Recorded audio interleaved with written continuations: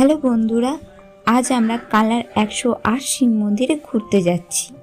তো চলো তোমাদেরও ঘুরিয়ে নিয়ে আসি কানলার বিখ্যাত এবং পৌরাণিক 108 শিব মন্দির থেকে। এই আমরা এখন তাইহাট থেকে ট্রেনে করে কানলা যাচ্ছি। তো আমরা কানলা স্টেশনে নেমে অন্য কোথাও না গিয়ে সোজা চলে এসেছি সেই বিখ্যাত 108 শিব মন্দিরে। তো চলো তোমাদেরও ভিতর থেকে ঘুরিয়ে নিয়ে আসি।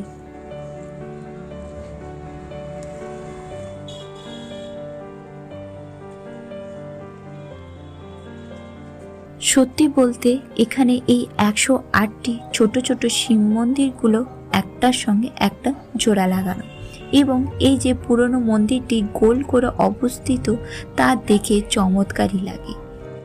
এবং প্রতিটি মন্দিরের দেয়ালে নকশা করা, ঠিক যেন বিষ্ণুপুরে টেরাকোটা শিল্প। এই মন্দিরগুলিতে অর্ধেক মন্দিরে কালো শিবলিঙ্গ এবং বাকি অর্ধেকে সাদা, মানে একটিতে কালো এবং পরেরটিতে সাদা।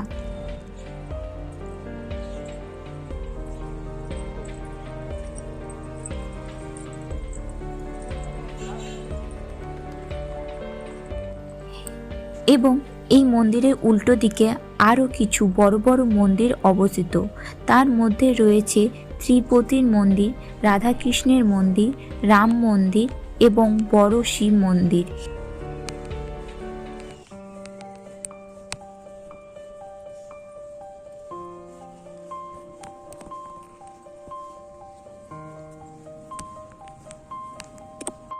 এই মন্দির চত্বরের পাশে আছে মহিষমর্দিনী স্কুল এবং তার পাশে আছে রাজবাড়ি।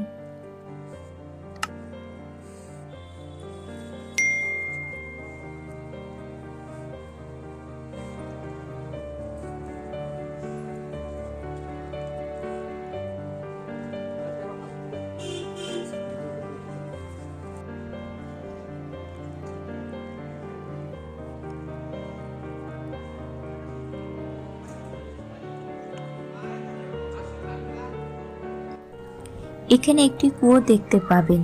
লোকের কথায় শোনা যায় যে এই কুয়োতে নাকি একটি কুমির থাকতো, যে কিনা শুধু মন্দিরের প্রসাদই খেয়ে থাকতো। মন্দির থেকে বেরিয়ে একটি থাকার জায়গাও পাবেন। এটিকে হোটেলেও বলতে পারবেন, আবার লজেও বলতে পারবেন।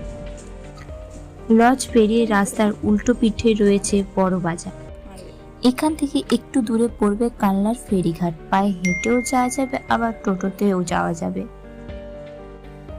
তো বন্ধুরা, আজকের ভিডিওটা এই পর্যন্ত। ভিডিওটি কেমন লাগলো তা আমাদের কমেন্টের মাধ্যমে অবশ্যই জানাবেন।